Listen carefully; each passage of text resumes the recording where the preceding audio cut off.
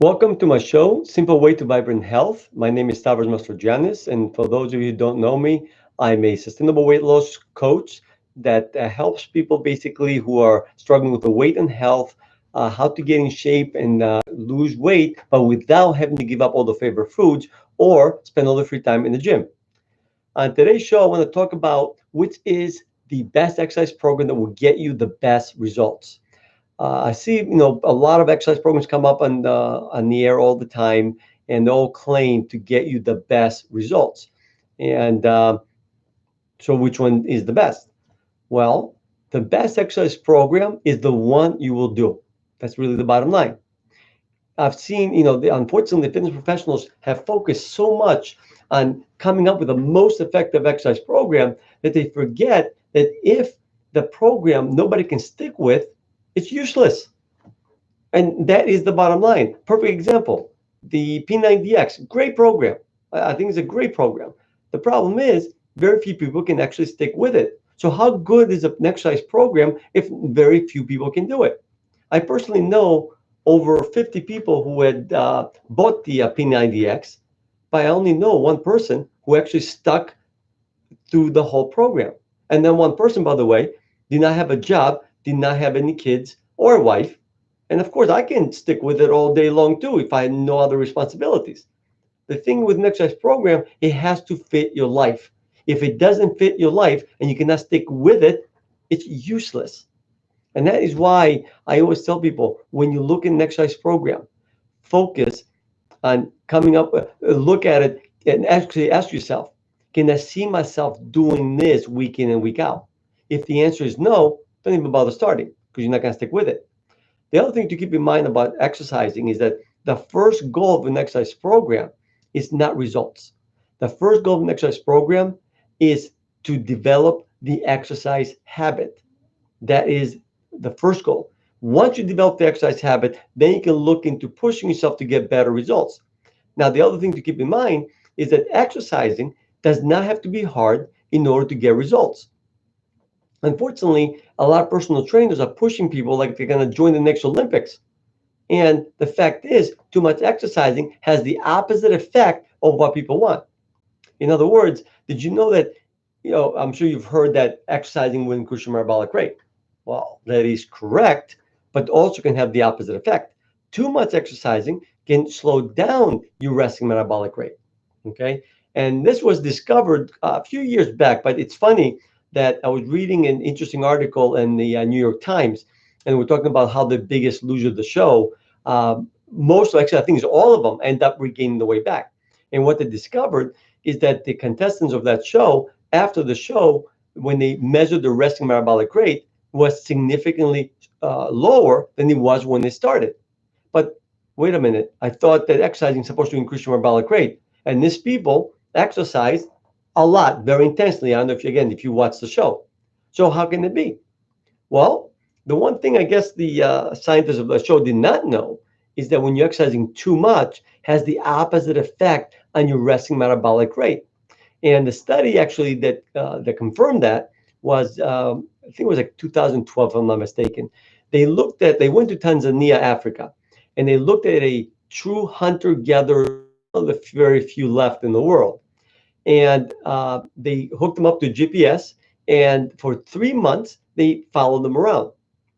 And according to the amount of activity that they were doing, I mean, the men basically hunted all day long. Women were digging up roots, of extremely active society.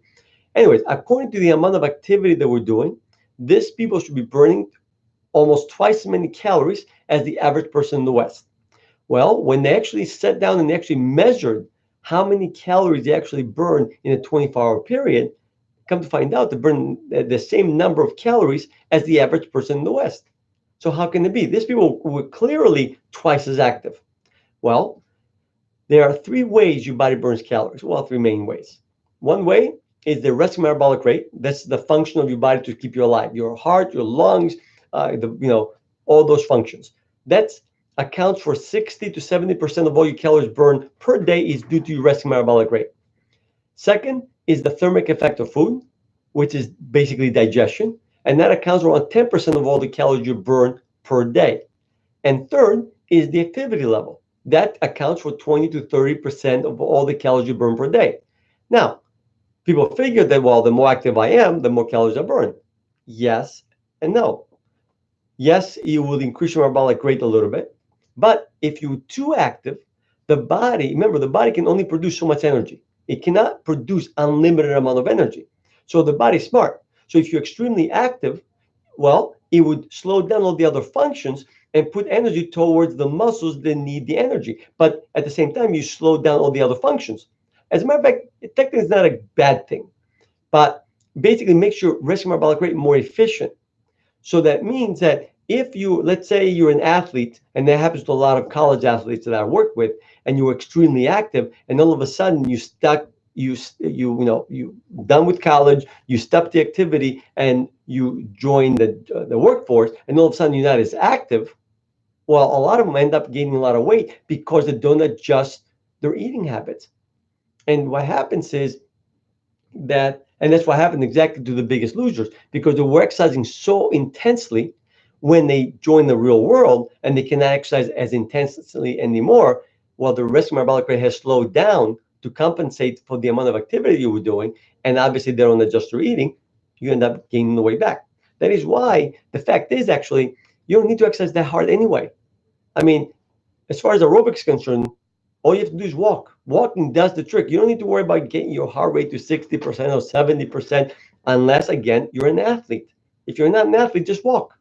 Lifting wise, all you have to do is challenge your muscles a little bit more than what they used to. And one set does the trick. You don't need to do 3 sets.